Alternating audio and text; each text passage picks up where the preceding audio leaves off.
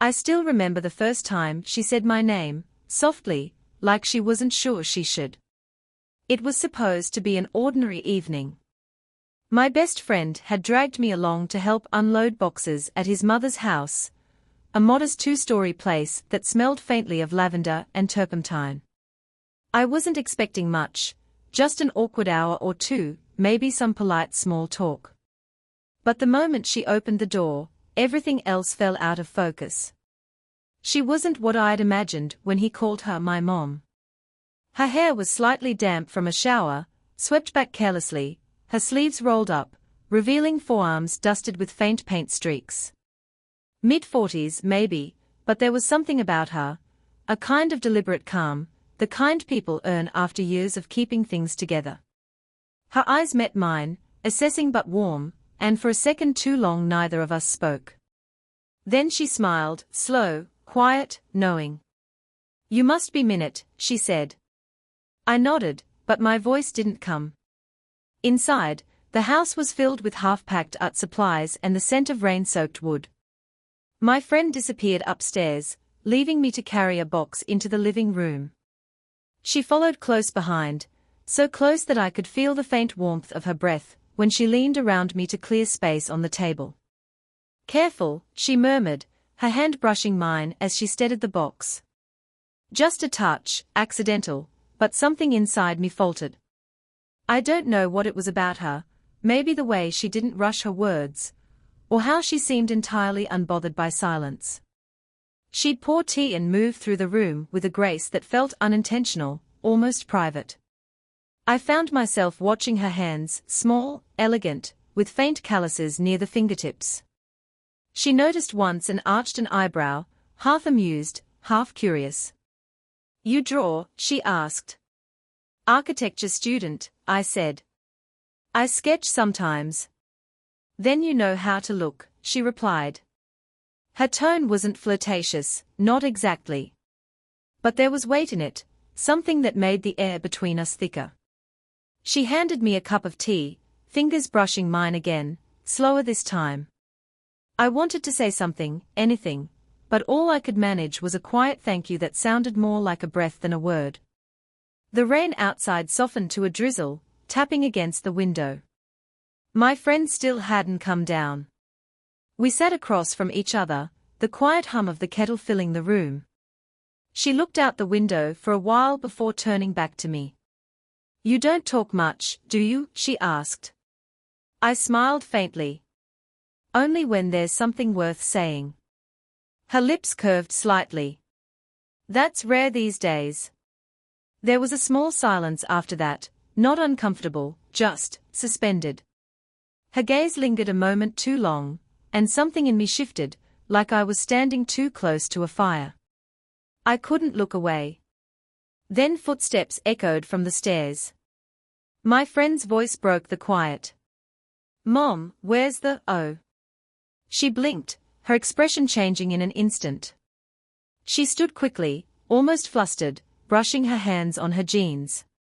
"I'll get the boxes from the garage," she said, her tone clipped but gentle. As she passed by me, her shoulder brushed mine, deliberate, maybe accidental, and she didn't look back. But I caught the faintest tremor in her breath as she exhaled. I told myself it was nothing. But her scent lingered, jasmine and rain, and somehow, I already knew I'd come back, even if I shouldn't. Then she paused at the doorway, half turned, and said quietly without meeting my eyes, "Don't stay out in the rain too long." And before I could answer, she was gone. I hadn't meant to see her again so soon. 2 days later, I found myself back at her house, this time under the excuse of helping her son finish a project for class. He disappeared upstairs after 10 minutes, leaving me alone at the kitchen table, the faint hum of an old jazz record floating through the air. She was there again, same quiet grace, same careful movements. But today, something about her seemed heavier. The smile she gave me didn't quite reach her eyes. "Coffee?" she asked. "Sure," I said, trying to sound casual. She poured slowly, her hand steady but distant. On her wrist was a faint line, a pale scar, barely visible under the light. I wanted to ask, but didn't. Instead, I said, "You look tired." She gave a quiet laugh, low and soft. "That's what happens when you forget how to sleep next to someone." The words caught me off guard. She didn't look at me when she said them, just stirred her coffee, the spoon tapping lightly against the cup. "Your ex?" I asked before I could stop myself. Her shoulders lifted, then dropped. "Ex-husband," she corrected. "He left. Or maybe I did." Hard to say when silence does most of the walking. There was a long pause. The clock ticked between us, too loud. I tried to look anywhere but her hands, delicate, still, gripping the cup a little too tight. She looked up suddenly. "You shouldn't ask things like that." "I know," I said, and she smiled faintly, forgiving and sharp all at once. When she turned to put away the sugar jar, her hair brushed against my shoulder, light, accidental, but enough to pull every thought out of my head. She didn't move right away. For half a second, her breath hovered near my neck, warm and uncertain. Then she stepped back. "Sorry," she said quickly, eyes darting away. I wanted to tell her it was fine. That I didn't mind. That it was the first time in months I'd felt something real. But instead I said nothing, because that silence between us had its own pulse, alive, trembling, dangerous. We talked after that, small things. Architecture. Art? She asked to see my sketches, and when I showed her, she leaned close, her shoulder almost touching mine. I could smell the faint trace of jasmine again. "You draw light beautifully," she murmured. "Like it's something you're trying to hold." I glanced at her. "Maybe I am." She turned to me then, eyes searching, soft, uncertain. Outside, thunder rolled in the distance. The air felt thicker, like the world was holding its breath. She reached over to turn the page in my sketchbook, but her hand hesitated halfway, resting on mine instead. Just for a moment. Just long enough to blur the line between accident and choice. Then, softly, barely above a whisper, she said, "You should go before the rain starts." But she didn't move her hand. And neither did I. It started with a single text. "Can you drop off the project files? Mom's home, she'll hand them to me later." I told myself it was harmless. That I'd leave the folder at the door, no need to step inside. But she opened it before I could knock, barefoot, hair loosely tied, wearing a faded sweater that made her look softer, somehow less guarded. "You again," she said, amused but tired. "Just delivering something," I replied, holding out the folder. She took it, her fingers brushing mine. The contact was brief, but deliberate, like neither of us wanted to let go first. "It's pouring," she said, glancing past me. Rain streaked down the glass, steady and relentless. "You'll catch a cold walking back." "I'll risk it." She tilted her head. "You could wait until it slows." I should have said no. Instead, I followed her inside. The living room lights were dim, the air heavy with the smell of wet soil and tea leaves. A record played softly, something instrumental, mournful. She sat on the couch, legs folded beneath her, and I stayed standing too long, not sure where I was allowed to exist. "Still afraid to sit?" she asked. "I don't want to make you uncomfortable." "You already do," she said, half smiling, half serious. Something in her tone made my pulse trip. I sat across from her, pretending to watch the rain. The silence stretched until it wasn't silence anymore. It was heartbeat and breath, the soft rustle of fabric when she shifted closer. "You remind me of someone," she said after a moment. "Who?" "Myself. When I still believed people could surprise me." Her voice faltered at the end. I wanted to reach for her hand, but I didn't. "Not yet." Then my phone buzzed, loud, sharp. Her son's name flashed on the screen. She glanced at it, then at me, eyes narrowing slightly. "Does he know you're here?" she asked. I shook my head. "He just asked me to drop the files off." Her breath caught, almost a laugh, almost a sigh. "Then you should go." But neither of us moved. She leaned forward to set her teacup down, and when she did, her hand brushed against my knee, unintentionally, maybe, but neither of us corrected it. The space between us disappeared by degrees, the hum of the rain, the faint tremor in her fingers, the echo of her breath mingling with mine. I looked at her, really looked. The faint lines near her mouth, the silver thread of hair near her temple, the pulse at her throat. Beautiful, human, impossibly close. Her gaze flicked down to my lips, a second too long. Then the front door handle rattled. She froze. I stood so fast the cup nearly fell. The sound stopped. Only wind. Her voice came out barely above a whisper. "You need to leave." I nodded, but my hand brushed hers as I turned. She didn't pull away. For a heartbeat, we stayed like that, fingers touching, breaths tangled, the whole world holding still. Then she stepped back, eyes dark and unsteady. "Next time," she said softly, "knock louder." And when I looked back from the doorway, she was still standing there, motionless, as if she was waiting for me not to listen. I stayed away for almost a week. Every day I told myself I wouldn't think about her, that it had been a passing moment, nothing more. But her voice kept replaying in my head, that quiet knock louder, half an invitation, half a warning. By the 7th day, the pretense cracked. I found myself standing outside her house again, rain slicking the street the same way it had that night. My hand hovered at the door. Before I could knock, it opened. She stood there in a dark dress, hair tied loosely, surprise flickering across her face before she masked it. "You shouldn't be here," she said. "I know," I answered. "Then why are you?" I didn't want to be. Something broke in her expression, not anger, not quite surrender, just a tired honesty that felt like truth. She stepped aside. "Come in." The house was quieter than I remembered. A half-finished painting stood on the easel, streaks of red and grey merging into something uncertain. "You stopped coming with my son," she said, setting down a brush. "He mentioned you've been distant.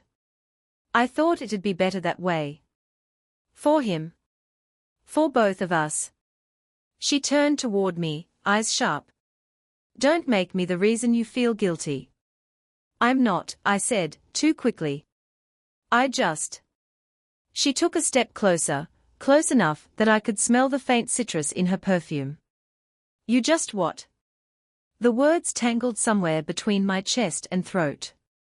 She reached out suddenly, brushing her fingers through my damp hair, a small frown forming. "You're soaked," she whispered. "You'll get sick." Her touch lingered, too long, too gentle to mean nothing. I caught her wrist before she could pull away. "Why do you keep doing that?" She blinked. "Doing what?" "Acting like you don't feel it too." For a moment, neither of us breathed. The storm outside deepened, thunder rolling like something ancient. She looked down at my hand still holding hers, not fighting it, not letting go. "I can't," she said finally, her voice unsteady. "You're too young. People talk. I don't care what they say." "I do." She stepped back, but I followed, not to push, just to be near. My hand brushed the side of her face, fingers trembling against her cheek. She didn't move. Her eyes closed, lashes wet. "You should leave," she whispered. "I will," I said, "if you tell me to." Silence. Only her breath, shallow and uneven. Then, barely audible, "Don't."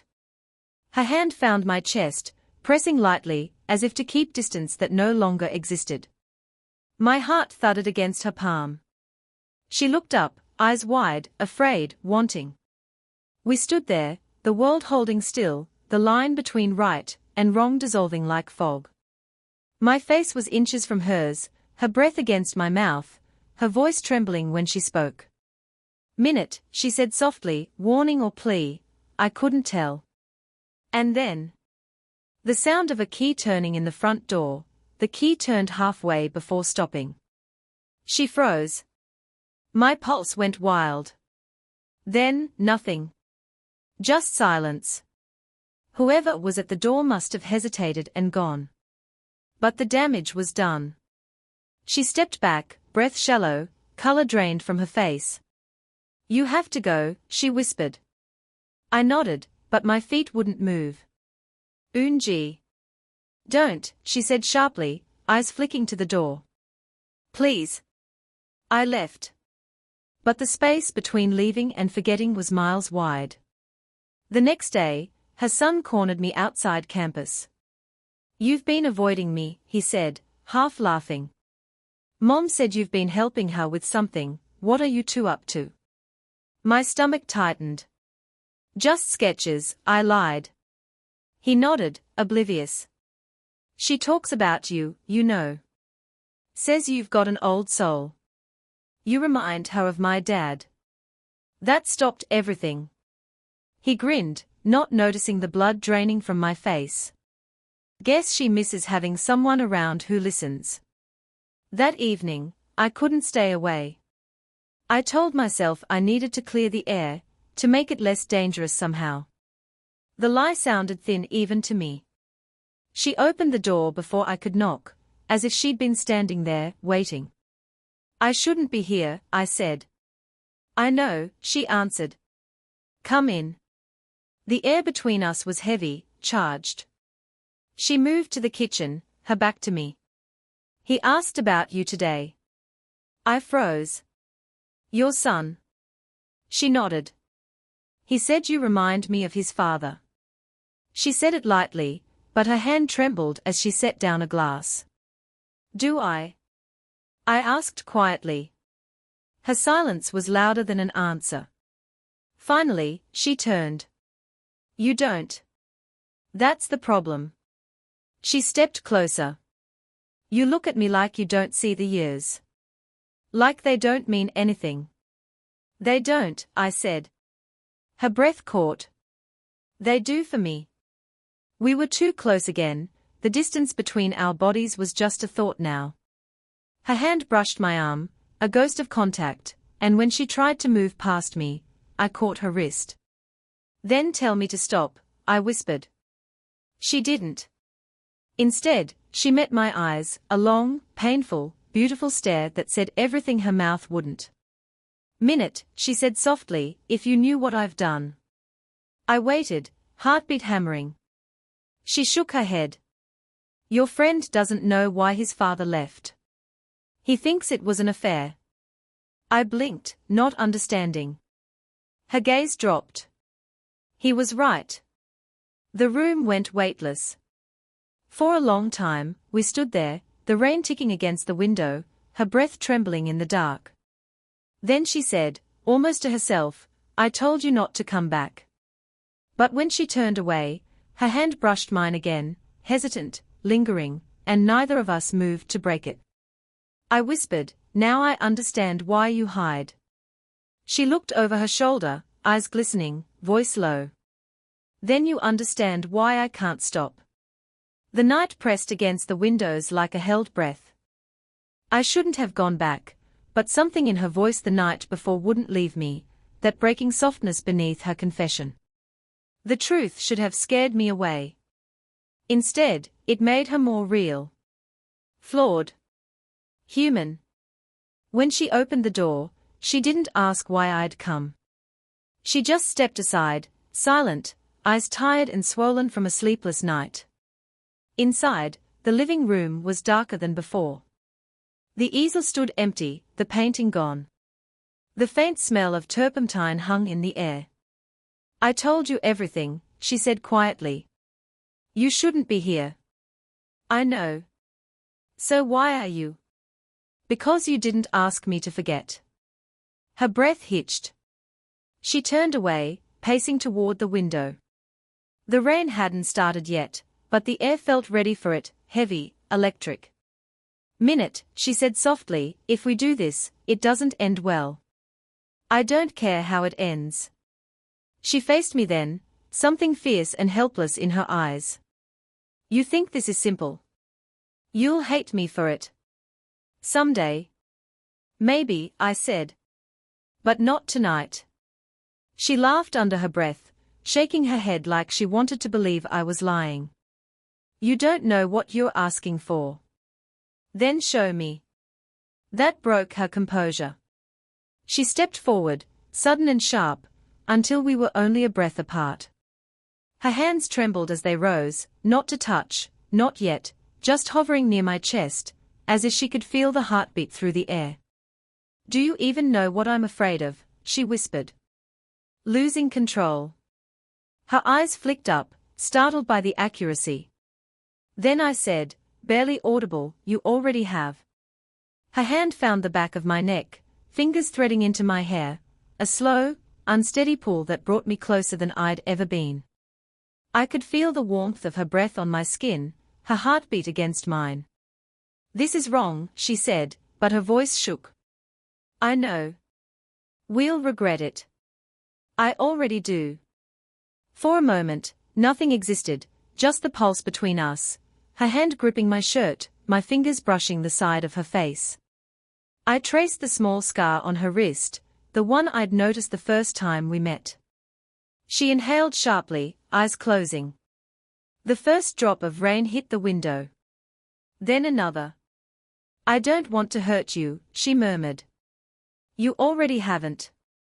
Her forehead touched mine, a soft, trembling collision that wasn't quite a kiss, but wasn't not one either. The sound of thunder rolled in, low and distant. When she finally spoke again, her voice was almost gone. Then stay. I exhaled, a sound closer to surrender than answer. Only if you stop pretending you don't want me to. She didn't. Her hand slid down, resting against mine, fingers locking with an honesty neither of us could take back. And when the storm finally broke outside, neither of us moved. Morning came slow, like it didn't want to intrude. The rain had stopped sometime before dawn. The light that crept through the curtains was pale and hesitant, catching the dust in the air, the curve of her shoulder where she sat by the window. She hadn't said much since the storm. Neither had I, words would have ruined the quiet, that fragile space between what we'd done and what it meant. She turned when she felt me move. Her hair was loose, unguarded. Her eyes searched my face for something, regret, maybe, or hesitation. I didn't give her either. You stayed, she said softly. You asked me to. A faint smile tugged at her lips. I didn't think you would. I shrugged, trying for calm. I didn't think I'd want to leave. That earned me a quiet laugh, not joyful, but real. She stood, wrapping a sweater around her shoulders, crossing the room slowly. When she stopped in front of me, she reached out and brushed a thumb across my cheek, a small, tender gesture that carried too much meaning to speak aloud. You shouldn't make promises you can't keep, she said. I didn't, I murmured. I just stayed. Her hand lingered. The silence between us felt softer now, no longer dangerous, just alive. She sat beside me on the couch, close enough that our knees touched. Outside, the city started waking up, tires on wet pavement, a dog barking somewhere down the street. Life going on, as if the world hadn't shifted overnight. I used to think I was done feeling like this, she said after a long pause. Wanting something that doesn't make sense. I glanced at her. Maybe that's how you know it's real. Her eyes flicked up, curious, vulnerable. Then she leaned her head against my shoulder, slow and deliberate. I felt her exhale, the weight of it somewhere between relief and surrender. Minute, she said quietly, this doesn't have to mean forever. I know. But it doesn't have to be nothing, either. I know that too.